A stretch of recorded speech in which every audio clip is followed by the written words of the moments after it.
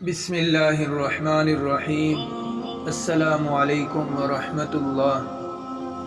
دوستو، ایک شخص کا ایک بیٹا تھا اور وہ روز رات کو دیر سے آتا، اور جب بھی اس سے اس کا باپ پوچھتا کہ بیٹا کہاں تھے تو فوراً کہتا ابا جان دوستوں کے ساتھ تھا۔ ایک دن بیٹا جب بہت دیر سے آیا تو باپ نے کہا کہ بیٹا آج ہم آپ کے دوستوں سے ملنا چاہتے ہیں۔ بیٹے نے فوراً کہا ابا جان اس وقت ابھی تو رات کے 2 بج رہے ہیں، ایسا کرتے ہیں کہ کل چلتے ہیں۔ بیٹے نے بات کو ٹالنے کی بہت ضد کی، لیکن باپ نے ضد کی کہ نہیں، ابھی اور اسی وقت چلتے ہیں، آپ کے دوستوں کا پتہ تو چلے۔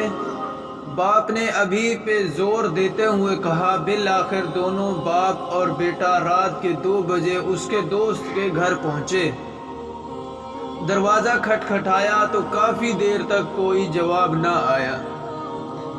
بالآخر بالکونی سے سر نکال کر ایک بزرگ نے، جو اس کے دوست کا باپ تھا، آنے کی وجہ دریافت کی تو لڑکے نے کہا اپنے دوست سے ملنے آیا ہوں اس وقت، مگر وہ تو سو رہا ہے۔ بزرگ نے جواب دیا چچا جان آپ اس کو جگائیے، مجھے اس سے ضروری کام ہے۔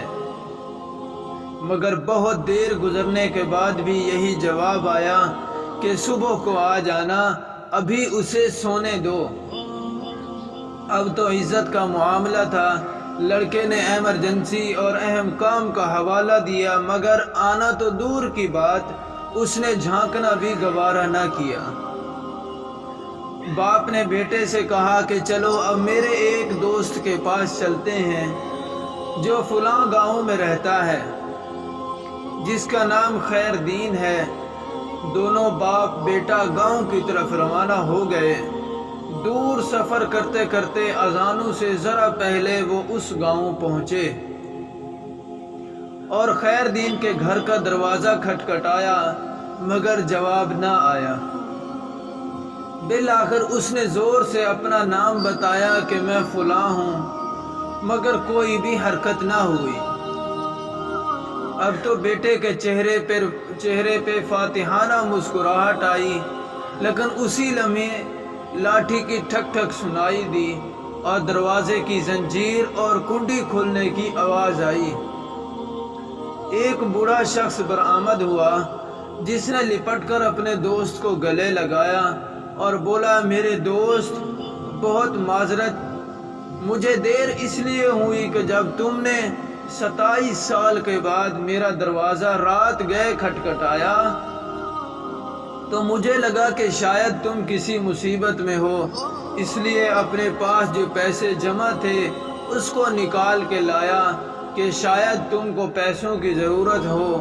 پھر اپنے بیٹے کو اٹھایا، شاید کہ تم کو بندوں کی ضرورت ہو۔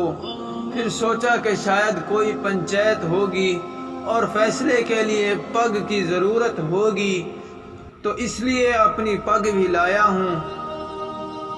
اب سب کچھ تمہارے سامنے ہے میرے دوست، پہلے تو یہ بتاؤ کہ تمہیں کس چیز کی ضرورت ہے۔